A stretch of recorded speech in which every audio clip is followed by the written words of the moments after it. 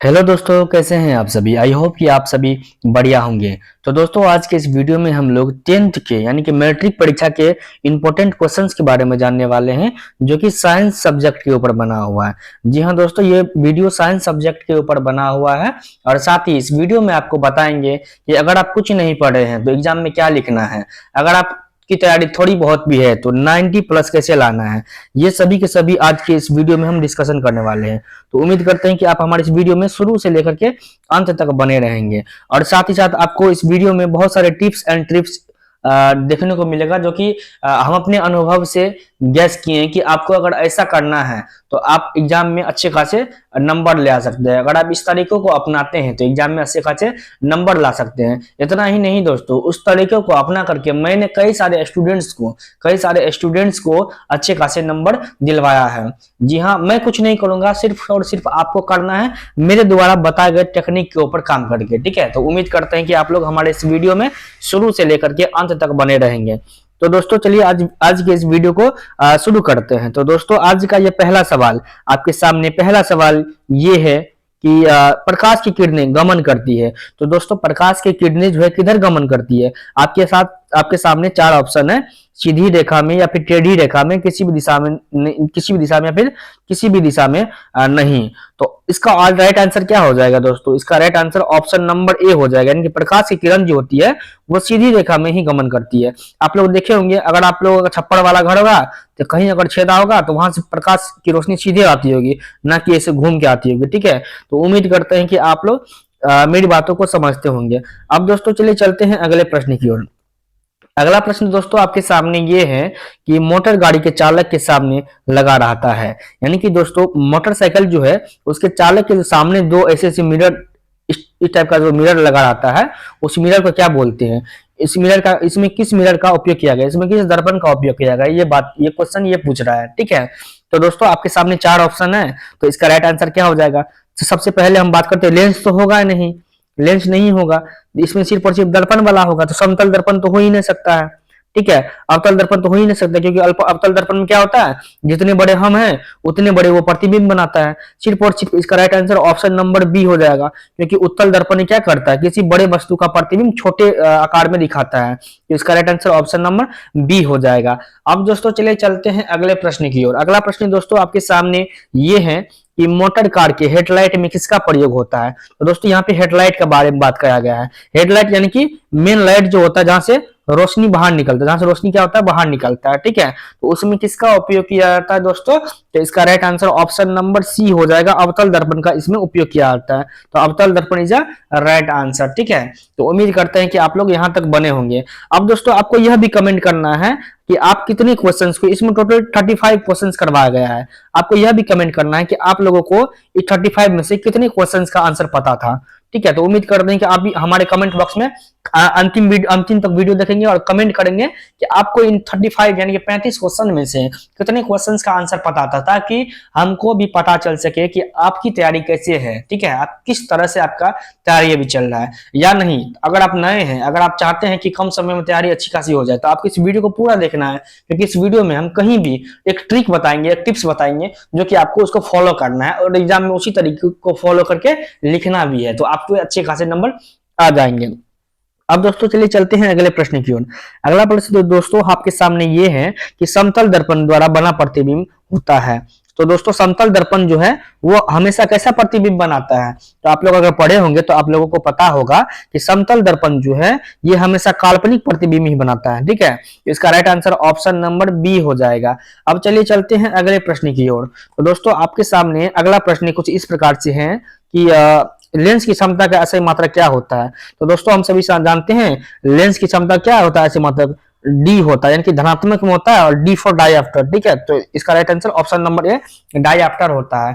दोस्तों आप सभी को बता दूं कि मैं खुद एक टीचर हूं। ठीक है, और अभी यूट्यूब पे शुरुआत ही किया हूं, बस आप लोगों का सपोर्ट चाहिए, बस आप लोगों का सपोर्ट चाहिए, जिसके माध्यम से आप लोगों का काम भी हो जाए और मेरा भी काम हो जाए यूट्यूब पे। तो उम्मीद करते हैं कि आप हमारे इस वीडियो में अभी तक बने होंगे और हमारे एक चैनल को प्यारा सा लाइक करेंगे और अन्य दोस्तों के साथ हमारे चैनल को शेयर करेंगे, और साथ ही साथ आप कमेंट भी करेंगे कि आपको कितने क्वेश्चंस का आंसर अभी तक में हुआ है।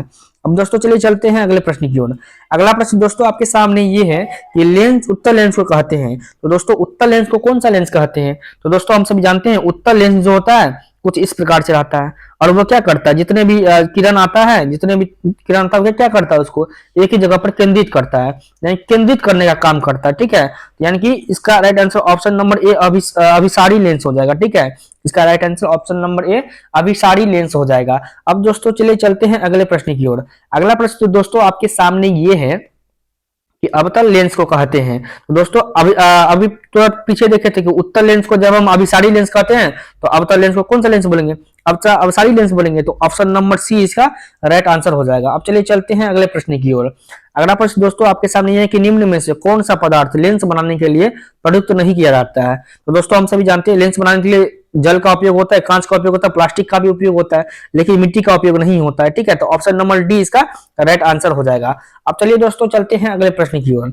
अगला प्रश्न दोस्तों आपके सामने ये है कि प्रकाश के परावर्तन के कितने नियम है? दोस्तों ये कई बार पूछा गया है और इतना इजी क्वेश्चन है कि मत पूछो। आप लोग अगर पढ़े होंगे तो आपको पता होगा कि प्रकाश के परावर्तन के दो नियम होते हैं। पहला नियम कौन सा है कि आपतित किरण, परावर्तित किरण और आपतन बिंदु पर डाला गया अविलंब जो है तीनों एक ही बिंदु यानी कि इसी पॉइंट पे मिलता है। ठीक है, तो पहला नियम यही है, आपतित किरण, परावर्तित किरण तथा आपतन बिंदु पर खींचा गया अविलंब, ये जो अविलंब जो खींचते ऐसे करके वो तीनों का तीनों एक ही पॉइंट पे मिलता है, वो पहला नियम है। और दूसरा नियम क्या है कि कोण आई जो है यानी कि इंसिडेंट रे जो है वो बराबर होता है किसके? कोण आई बराबर होता है कोण आर के, यानी कि इंसिडेंट रे और क्या बोलते हैं इसको, रिफ्लेक्शन रे, ये दोनों बराबर होते हैं आपस में। ठीक है, तो उम्मीद करते हैं कि आप लोग इस बात को समझते होंगे, और नहीं समझते होंगे तो आप अभी जान जाएंगे कि जान गए होंगे कि दो तरह का होता है प्रकाश के परावर्तन। कितने नियम होते हैं? दो नियम होते हैं, और पहला नियम ये होते हैं और दूसरा नियम कोण आई बराबर कोण आर होता है।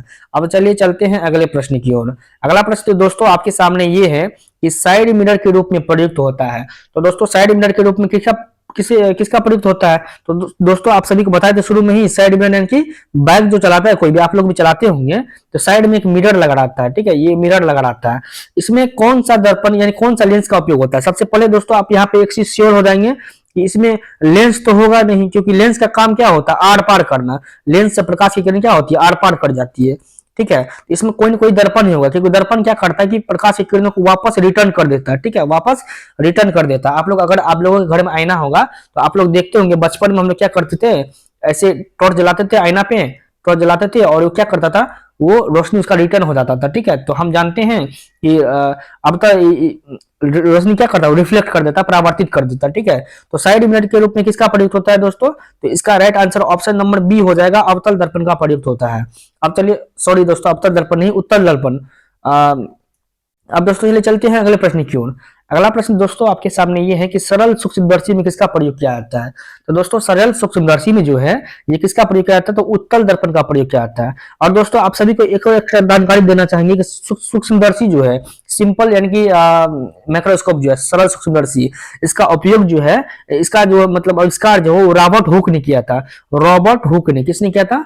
रॉबर्ट हुक ने किया था। ठीक है, और रॉबर्ट हुक ने ही कोशिका की भी खोज की थी।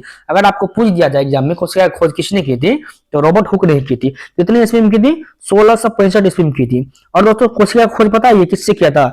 सूक्ष्मदर्शी से ही किया था। तो इसी तरह से सूक्ष्मदर्शी को बनाने का आविष्कार भी श्रेय भी इसी को जाता है, रॉबर्ट हुक को ही। यानी कि सूक्ष्मदर्शी का आविष्कार पूछ दे, या फिर कोशिका का आविष्कार खोज पूछ दे, यानी तो ये पूछ दे कि मतलब रॉबर्ट हुक ने कितने ईस्वी में किया था सरल सूक्ष्मदर्शी का खोज, तो ये इसका आंसर 1665 ईस्वी हो जाएगा। तो दोस्तों उम्मीद करते हैं कि आप लोग मेरी बातों को समझते होंगे।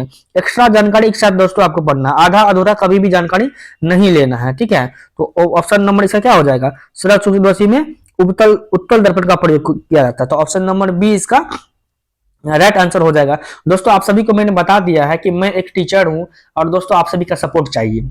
अभी मैं आप स्टूडेंट क्या होता है कि टीचर का दोस्त ही होता है। ठीक है, और दोस्तों आप लोग मुझे सपोर्ट जरूर करेंगे, एक लाइक करेंगे, और हमारे आने वाले और भी वीडियोस के लिए अगर दोस्तों वीडियो को अच्छा लगे तो एक लाइक कीजिए। ठीक है, अगर वीडियो को और यदि आपको बहुत अच्छा लगे तो अपने फ्रेंड के साथ भी शेयर कीजिए, क्योंकि दोस्तों हम चाहते हैं कि आपका भला हो जाए, आप भी चाहते होंगे कि आप मेरे फ्रेंड्स का भी, मेरे बहन का भी, मेरे भाई का भी भला हो जाए। तो उम्मीद करते हैं कि आप इस वीडियो को अपने दोस्तों के साथ भी शेयर करेंगे और एक प्यारा सा कमेंट इस वीडियो में जरूर करेंगे। अब चलिए चलते हैं अगले वीडियो की ओर। अगला प्रश्न आपके सामने ये है कि किसी माध्यम के अपवर्तनांक का मान कितना होता है। तो दोस्तों इसका right answer option number A sine I बटा साइन आर हो जाएगा। इसको स्नेल का नियम भी बोलते हैं। इसको कौन सा नियम बोलते हैं? स्नेल का नियम भी बोलते हैं। अब चलिए चलते हैं अगले प्रश्न की ओर। अगला प्रश्न दोस्तों आपके सामने ये है कि अवतल लेंस में आवर्धन m बराबर क्या होता है। तो दोस्तों अवतल लेंस में आवर्धन m बराबर क्या होता है? v बटे u होता है, यानी कि v बटे u होता है। ठीक है, v यानी कि वस्तु दूरी, u यानी कि प्रतिबिंब की दूरी। आप लोग अगर पढ़े होंगे तो आप लोगों को पता होगा। ठीक है, तो ऑप्शन नंबर डी जो है इसका ये राइट आंसर हो जाएगा। अब चलिए चलते हैं अगले प्रश्न की ओर। अगला प्रश्न दोस्तों आपके सामने ये है कि गोलीय दर्पण में फोकसांतर एवं वक्रता त्रिज्या के बीच क्या संबंध होता है। तो दोस्तों हम सभी जानते हैं कि फोकस जो होता है और वक्रता त्रिज्या के बीच में क्या संबंध होता है। तो एफ बराबर आर बटे 2 होता है, यानी कि वक्रता त्रिज्या के आधी होती है। लेकिन दोस्तों इसमें से किसी भी ऑप्शन में एफ बराबर आर बटे 2 नहीं दिया गया है। अब ज्यादातर बच्चे इसी में मिस करते हैं, क्योंकि दोस्तों हम सभी जानते हैं, अगर आप लोगों का मैथ थोड़ा बहुत भी अच्छा है, मैथमेटिक्स अगर थोड़ा बहुत भी अच्छा है, आप क्या करेंगे, इस दोनों को कोना कोनी गुना करेंगे। ठीक है, जब कोना कोनी गुना करेंगे तो यहाँ पर क्या आएगा, आर बराबर, जब इसको इससे इधर गुना करेंगे तो आर बराबर 2f आएगा। ठीक है, तो लेकिन ये ऑप्शन तो मेरा ऑप्शन नंबर ए में दिया हुआ है, तो इसी तरह से इसका राइट आंसर ऑप्शन नंबर ए हो जाएगा। ठीक है, बस कुछ नहीं है, वो चीजें वही हैं, बस आपका दिमाग घुमाने के लिए कुछ अलग टाइप से पूछ दिया जाता है। ठीक है, तो आपको इस सभी चीजों पर ध्यान रखना है। अब चलिए दोस्तों अगले प्रश्न की ओर चलते हैं। अगला प्रश्न दोस्तों आपके सामने ये है कि किसी लेंस द्वारा उत्पन्न आवर्धन जो होता है उसका एसआई मात्रक क्या होता है। तो दोस्तों आप सभी को एक जानकारी देना चाहेंगे कि आवर्धन जो होता है, यानी कि आवर्धन जिसको एम से सूचित भी करते हैं, इसका कोई भी मात्रक नहीं होता है, यानी कि मात्रक विहीन होता है। इसका कोई भी तरह का यूनिट नहीं होता है, यानी मात्रक विहीन होता है। तो इसका right answer option number D हो जाएगा, मात्रक विहीन। ठीक है, उम्मीद करते हैं कि आप लोग समझते होंगे। अब दोस्तों चलिए चलते हैं अगले प्रश्न की ओर। अगला प्रश्न आपके सामने यह है कि निर्वात में प्रकाश की चाल, सॉरी दोस्तों यहाँ पे छाल लिखा गया, चाल होना चाहिए, चाल कितनी होती है। तो दोस्तों निर्वात में प्रकाश की चाल कितनी होती है? 3 गुना 10 के पावर 8 मीटर पर सेकेंड होता है। 3 गुना 10 के पावर 8 मीटर पर सेकेंड होता है। ठीक है, अब दोस्तों कभी कभी क्या होता है कि 3 गुना 10 के पावर 12 भी दे देता है। ये किस कंडीशन में देगा? तो उस कंडीशन में देगा जिस कंडीशन में अगर आप किलोमीटर पर सेकेंड देगा तब देगा। ठीक है, चीजें वही है। अगर दोस्तों आप लोग यहाँ पे जैसे 8 दिया गया है, तो आप लोग जानते होंगे, आप लोगों को पता होगा कि 1000 से इसमें क्या होगा, गुना होगा जब किलोमीटर में पूछेगा। तो यहाँ पे मीटर में पूछा गया है, इसीलिए 10 के पावर 8 मीटर पर सेकेंड हो जाएगा। तो उम्मीद करते हैं कि आप लोग समझते होंगे। अब चलिए चलते हैं अगले प्रश्न की ओर। अगला प्रश्न दोस्तों आपके सामने ये है, अगला प्रश्न दोस्तों आपके सामने ये है, एक मिनट दोस्तों, अगला प्रश्न आपके सामने ये है कि सोलर कुकर में प्रयोग क्या आता है। तो सोलर कुकर में किसका प्रयोग किया जाता है? तो हम सभी जानते हैं सोलर कुकर जो होता है उसमें अवतल दर्पण का प्रयोग किया जाता है। तो ऑप्शन नंबर ए इसका राइट आंसर हो जाएगा, अवतल दर्पण। ठीक है, उम्मीद करते हैं कि आप लोग समझते होंगे। अब दोस्तों चलिए चलते हैं अगले प्रश्न की ओर। अगला प्रश्न दोस्तों आपके सामने ये है कि दाढ़ी बनाने में कौन सा दर्पण प्रयुक्त होता है। तो दोस्तों ये बहुत ही ज्यादा वीवीआई क्वेश्चन है। इस क्वेश्चन का आंसर आपको क्या करना है, कमेंट बॉक्स में कमेंट करना है। कमेंट बॉक्स में कमेंट करना, देखते हैं कि कितने इतना आसान क्वेश्चन का आंसर कौन कौन दे पाते हैं। ठीक है, और आप सभी को जिसका कमेंट अच्छा रहेगा, ठीक है, जिसका कमेंट अच्छा रहेगा उसको मेरे तरफ से अगले वीडियो में उसका नाम भी लिया जाएगा और अगले वीडियो के लिए आप लोग तैयार भी रहेंगे। अब चलिए चलते हैं अगले प्रश्न की ओर। अगला प्रश्न दोस्तों आपके सामने ये है कि लेंस के में मुख्य फोकस की संख्या कितनी होती है। तो दोस्तों एक लेंस जो होता है उसमें 2 तरह का फोकस होता है, एक इस साइड से होता है और एक इस साइड से होता है। ठीक है, तो इसमें 2 फोकस होता है। ठीक है, तो ऑप्शन नंबर ए इसका राइट आंसर हो जाएगा। अब चलिए चलते हैं अगले प्रश्न की ओर। अगला प्रश्न ये है कि फोटोग्राफी कैमरा का अभिदृश्यक जो होता है उसमें किस लेंस का उपयोग किया जाता है। तो दोस्तों फोटोग्राफी का जो कैमरा होता है उसमें जो अभिदृश्यक, यानी कि आप लोग अगर कैमरा देखे होंगे तो आप लोगों को पता होगा कि इस तरह से रहता है, इस तरह से रहता है। इसमें कौन सा लेंस का उपयोग किया जाता है? इसका राइट आंसर ऑप्शन नंबर ए हो जाएगा, उत्तल लेंस का उपयोग किया जाता है। ठीक है, तो ऑप्शन नंबर ए उत्तल लेंस, क्योंकि दोस्तों यहाँ पे दर्पण तो होगा ही नहीं, क्योंकि दर्पण क्या करता है, रिफ्लेक्ट कर देता है, ऐसे में तो फोटो खिंचाएगा नहीं। लेंस क्या करता है, आर पार कर देता है प्रकाश की रोशनी को। तो ऑप्शन नंबर ए यहाँ पे उत्तल लेंस हो जाएगा। ठीक है, अब दोस्तों आपको चलते हैं अगले प्रश्न की ओर लेकर के। दोस्तों यहाँ पे ये प्रश्न है कि Fe2O3 2Al और यहाँ पे ये दिया गया। ठीक है, पूछ रहा है कि ये कौन किस प्रकार की अभिक्रिया है। तो दोस्तों हम सभी जानते हैं कि ये कौन सी अभिक्रिया है। तो इसका right answer option number D हो जाएगा, विस्थापन अभिक्रिया। विस्थापन अभिक्रिया क्या करता है, जैसे कि ये जो है इसके साथ जुड़ गया और ऑक्सीजन ये जो है ऑक्सीजन के साथ जुड़ गया। सॉरी दोस्तों, एक मिनट, थोड़ा सा इसको क्लियर कर देते हैं। हाँ दोस्तों, यहाँ पे देखिए, ये क्या विस्थापन अभिक्रिया में क्या होता है कि इसका जो ये है, ये क्या किया, ये क्या किया, एक मिनट, ओह सॉरी दोस्तों, इसका ये जो है एल्युमिनियम, वो क्या किया, इसके साथ संयोग कर लिया, यानी कि दोनों यहाँ पे मिल गया, ठीक है, और Fe को क्या कर दिया, बाहर कर दिया। तो विस्थापन अभिक्रिया इसी टाइप से होता है, ठीक है। तो ऑप्शन नंबर डी इसका राइट आंसर हो जाएगा। अब चलिए चलते हैं अगले प्रश्न की ओर। अगला प्रश्न आपके सामने यह है कि श्वसन किस प्रकार की अभिक्रिया है। तो दोस्तों हम सभी जानते हैं कि श्वसन किस प्रकार की अभिक्रिया है। तो ऑप्शन नंबर ए उपचयन अभिक्रिया है, क्योंकि श्वसन से क्या होता है, किसी चीज का टूटना। अपचयन का मतलब क्या होता है, किसी चीज का टूटना। तो हमारे श्वसन से क्या होता है, हमारे बॉडी में क्या होता है, ग्लूकोज जमा हो जाता है, कार्बोहाइड्रेट जो जितना चीज खाते हैं ग्लूकोज जमा हो जाता है। अब ग्लूकोज ब्रेकडाउन श्वसन क्रिया से होता है, ठीक है, टूटता है। ऑप्शन नंबर ए इसका राइट आंसर हो जाएगा। अब चलिए चलते हैं अगले प्रश्न की ओर। अगला प्रश्न दोस्तों आपके सामने ये है कि इलेक्ट्रॉन के हस्तांतरण से बने यौगिक क्या कहलाते हैं, यानी कि इलेक्ट्रॉन का जो हस्तांतरण होता है और उससे अगर कोई यौगिक बनता है तो क्या कहलाते हैं वो। तो दोस्तों हम सभी जानते हैं विद्युत संयोजी इसका राइट आंसर हो जाएगा। अब चलिए चलते हैं अगले प्रश्न की ओर। दोस्तों वीडियो भले ही लंबा हो जाता है, लेकिन आपको वीडियो की लेंथ के ऊपर ध्यान नहीं देना है, आपको सिर्फ और सिर्फ क्वेश्चंस के ऊपर फोकस करना है, और आपको कमेंट भी करना है कि आप कितने क्वेश्चंस का आंसर दे पाए हैं। और दोस्तों अगर आप लोग चाहते हैं कि हम थोड़ा सा ग्रो करें, हमारा भी थोड़ा सा अस्तित्व हो यूट्यूब पे, ठीक है, तो आप लोग क्या करेंगे, हमारे चैनल को लाइक करेंगे और आने वाले और भी वीडियोस के लिए आप क्या करेंगे, हमारे चैनल को सब्सक्राइब करके रखेंगे, ठीक है। अब दोस्तों यहाँ पे अगला क्वेश्चन देखते हैं। अवक्षेपण अभिक्रिया में किस प्रकार का लवण प्राप्त होता है। तो दोस्तों अवक्षेपण अभिक्रिया में किस प्रकार का लवण प्राप्त होता है, अविलेय लवण प्राप्त होता है, अविलियन प्राप्त होता है, ठीक है। तो ऑप्शन नंबर बी इसका राइट आंसर हो जाएगा। अब दोस्तों चलिए चलते हैं अगले प्रश्न की ओर। निम्न में से कौन सही है। तो दोस्तों हम सभी देखते हैं NO2CO3, NO2CO3, NO2CO3, ये तो सभी है, ठीक है, ठीक है। NO2CO3 सोडियम बाइकार्बोनेट का होता है, जिसको ढोवन सोडा बोलते हैं। लेकिन दोस्तों 5H2O तो नहीं होता है, 7H2O तो नहीं होता, 10H2O तो नहीं होता। अगर आप लोग पढ़े होंगे तो धोवन सोडा का सूत्र यही होता है, ठीक है। तो ऑप्शन नंबर बी इसका राइट आंसर हो जाएगा। अब दोस्तों चलिए चलते हैं अगले प्रश्न की ओर। अगला प्रश्न आपके सामने यह है कि साग सब्जियों को विघटित होकर कंपोस्ट बनना किस प्रकार की अभिक्रिया है। तो दोस्तों साग सब्जी जो सड़ जाता है, विघटित हो जाता है, तो ये किस प्रकार की अभिक्रिया है। तो दोस्तों हम सभी जानते हैं कि ये ऊष्माक्षेपीय अभिक्रिया है। क्या है, ऊष्माक्षेपीय अभिक्रिया। तो ऑप्शन नंबर बी इसका राइट आंसर हो जाएगा। अब दोस्तों अब चलिए चलते हैं अगले प्रश्न की ओर। आपके सामने अगला प्रश्न ये है कि निम्नलिखित में से कौन एक दहन अभिक्रिया है। तो दोस्तों दहन का मतलब क्या होता है, किसी चीज का जलना। मोम पिघल रहा है, ये दहन तो होगा नहीं, क्योंकि दोस्तों मोम को अगर धूप में रख देंगे तब भी वो पिघल जाएगा, ठीक है। जल का उबलना, ये भी नहीं होगा। पेट्रोल का जलना क्या होगा, एक दहन की अभिक्रिया होगा। क्या होगा, एक दहन की अभिक्रिया। ऑप्शन नंबर सी ये राइट आंसर हो जाएगा। Option number C is right answer. क्योंकि दोस्तों ज्यादातर तापमान में अगर हम इसको रखेंगे तो ये भी उबलने लगेगा, लेकिन पेट्रोल के कितना भी तापमान में रखेंगे, जब तक उसमें आग नहीं लगेगा तब तक इसमें इसको जलेगा नहीं, ठीक है। तो ऑप्शन नंबर सी इसी तरह से इसका राइट आंसर हो जाएगा।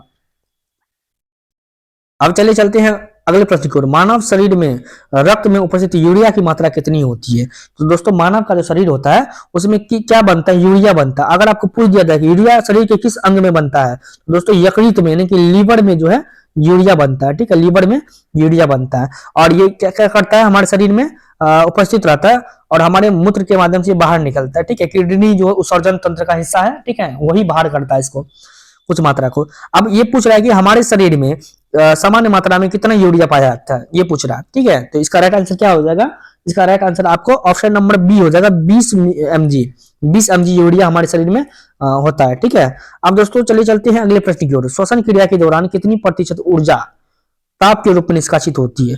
तो दोस्तों श्वसन क्रिया के दौरान 20% ऊर्जा जो है ताप के रूप में, तापमान के रूप में बाहर निकल जाता है, ठीक है। तो इसका राइट आंसर ऑप्शन नंबर ए हो जाएगा। अगले प्रश्न की ओर चलते हैं। मनुष्य में वृक्क, जिसको क्या बोलते हैं, वृक्क को किडनी भी बोलते हैं, हिंदी में इसको वृक्क बोलते हैं, अंग्रेजी में किडनी बोलते हैं, ठीक है, किडनी बोलते हैं, ठीक है। वृक्क किसका भाग है, पोषण का भाग तो नहीं होगा, श्वसन का भाग तो नहीं है, उत्सर्जन का भाग है, ठीक है, परिवहन का भाग भी नहीं होगा, तो उत्सर्जन इसका राइट आंसर हो जाएगा। आप चलिए चलते हैं अगले प्रश्न की ओर। अगला प्रश्न दोस्तों आपके सामने ये है कि पौधे के वायवीय भागों से जल के निष्कर्ष क्रिया क्या कहलाती है। तो दोस्तों पौधे का जो वायवीय भाग है, वायवीय यानी कि जहां पर क्या हो, वायु उपस्थित हो, ऑक्सीजन उपस्थित हो, तो यहां से क्या होता है, जल जब बाहर निकलता है तो इस क्रिया में क्या कहते हैं हम लोग, वाष्पोत्सर्जन क्रिया कहते हैं। तो दोस्तों अगर आप लोग चाहते हैं कि हम सब्जेक्टिव क्वेश्चन मिला है, तो आपको क्या करना है, आपको कमेंट बॉक्स में कमेंट करना है कि सर हमको सब्जेक्टिव भी चाहिए। तभी दोस्तों हम आप लोगों के इंपॉर्टेंस को समझ पाएंगे कि आप लोग क्या क्या चाहिए। हम दोस्तों इतना कम समय है, इसीलिए सिर्फ और सिर्फ ऑब्जेक्टिव कवर करवाते हैं, ठीक है।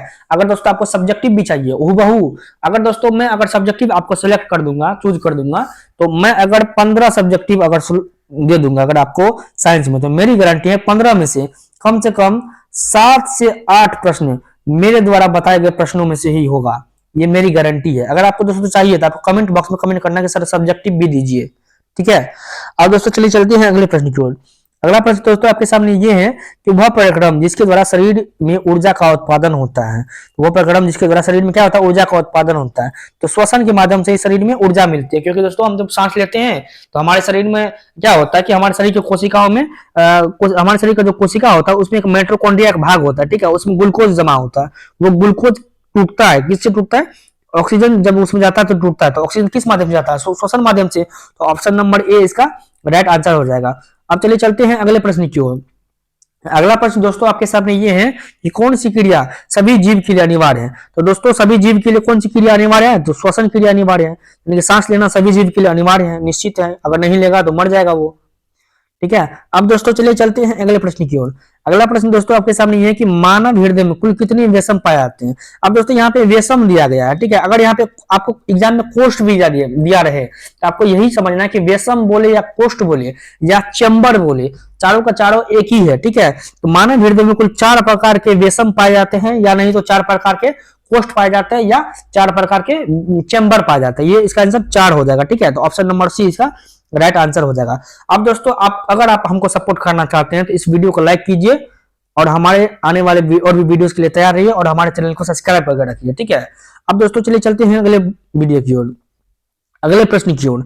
अगला प्रश्न दोस्तों आपके सामने ये है कि प्रकाश संश्लेषण द्वारा किसकी प्राप्ति होती है। तो दोस्तों प्रकाश संश्लेषण द्वारा किसकी प्राप्ति होती है, तो इसका राइट आंसर क्या हो जाएगा, इसका राइट आंसर दोस्तों आपको ऑप्शन नंबर क्या होता है, ऑप्शन नंबर सी हो जाएगा। ग्लूकोज की प्राप्ति होती है प्रकाश संश्लेषण द्वारा, इसकी प्राप्ति होती है, ग्लूकोज की प्राप्ति होती है। अब दोस्तों चलिए चलते हैं अगले प्रश्न की ओर। तो दोस्तों आज के इस वीडियो में इतना ही प्रश्न था, ठीक है। इतने ही कुल क्वेश्चंस को सिलेक्टेड किए थे। अगर दोस्तों आप लोग एग्जाम देते हैं तो इन 35 क्वेश्चन में से मेरा दावा है अगर नहीं आए तो आप उस दिन मेरे कमेंट में आके गाली लिख देना है, ठीक है। इस क्वेश्चन में जितना 35 क्वेश्चन बताया गया है, ठीक है, 35 क्वेश्चन बताया गया है, इसमें से हूबहू आपको जो है 18 से 20 क्वेश्चंस मिलते हुए दिख जाएंगे, ठीक है। तो उम्मीद करते हैं कि आप हमारे इस वीडियो में अभी तक बने होंगे। और दोस्तों अगर आप लोग आपको सपोर्ट करना चाहते हैं, आप लोग भी चाहते हैं कि हम आपके लिए कुछ किए हैं तो आप भी मेरे लिए कुछ करें, तो आपको हमारे चैनल को सब्सक्राइब करना होगा। क्योंकि दोस्तों हम चाहते हैं कि आप लोगों का एग्जाम जो है वो जल्द से जल्द आ जाए और आपकी अच्छी खासी तैयारी भी रहे। अगर आपकी तैयारी नहीं भी है तो आप हमारे इस वीडियो के माध्यम से तैयारी अपनी पूरी कर सकते हैं, ठीक है। अब दोस्तों आपको वो चीज बताता हूं जो आपको करना है एग्जाम में। अगर दोस्तों आपको अगर आप लोग नहीं पढ़े हैं, ठीक है, अगर आप इन कंडीशन आप लोग अगर नहीं पढ़े हैं तो आपको क्या करना है कि जो भी क्वेश्चन आए, जिस क्वेश्चन के बारे में जैसे कुछ दिया गया प्रकाश संश्लेषण किसे कहते हैं, अगर दोस्तों आपको पता नहीं है कि प्रकाश संश्लेषण किसे कहते हैं तो आपको उस कंडीशन में क्या करना है, आपको तो इतना तो पता है कि प्रकाश क्या होता है, प्रकाश किससे निकलता है, तो दोस्तों उससे रिलेटेड शब्द वाक्य जो होता है आपको एग्जाम में हूबहू उतार देना है। यानी कि किसी भी प्रश्न का आंसर जो है वो आपको खाली नहीं छोड़ना है। क्योंकि दोस्तों आप लोगों को पता है, आप लोगों को पता शायद होगा भी कि नहीं होगा कि दोस्तों एग्जाम में जब आप जाएंगे तो वहां पे सबसे पहले पॉइंट पे आपको लिखा रहेगा कि विद्यार्थी यथासंभव अपने शब्दों में ही उत्तर दे, ठीक है। यानी कि उनके कहने का मतलब क्या है कि विद्यार्थी अगर अपने शब्दों में ही उत्तर देता है, अगर उसको कुछ भी होता है, अगर वो उत्तर देगा तो उसका मार्क नहीं कटेगा। अगर दोस्तों 3 नंबर का प्रश्न है तो आपको भले ही फुल नहीं मिले लेकिन 2 नंबर तो आराम से मिल जाएगा। इसी तरीके को फॉलो करके आपको क्या करना है, एग्जाम में नंबर लाना है, ठीक है। तो उम्मीद करते हैं कि आप लोग हमारे इस वीडियो में बताए गए नियमों का पालन करेंगे और आने वाले और भी वीडियोस के लिए आप तैयार रहेंगे। तब तक के लिए आप लोग क्या करेंगे कि मेरे चैनल को क्या करके रखना पड़ेगा, सब्सक्राइब करके रखना पड़ेगा, ठीक है। तो आज की इस वीडियो में बस इतना ही, मिलते हैं अगले वीडियो में। तब तक के लिए आपका दिन शुभ हो। हम प्रार्थना करेंगे कि आप सभी एग्जाम में पास कर जाए। आज के लिए बस इतना ही, मिलते हैं अगले वीडियो में। तब तक के लिए आप लोग मेरा चैनल सब्सक्राइब कर दीजिए और वीडियो अच्छा लगा हो तो एक लाइक जरूर कर दीजिए।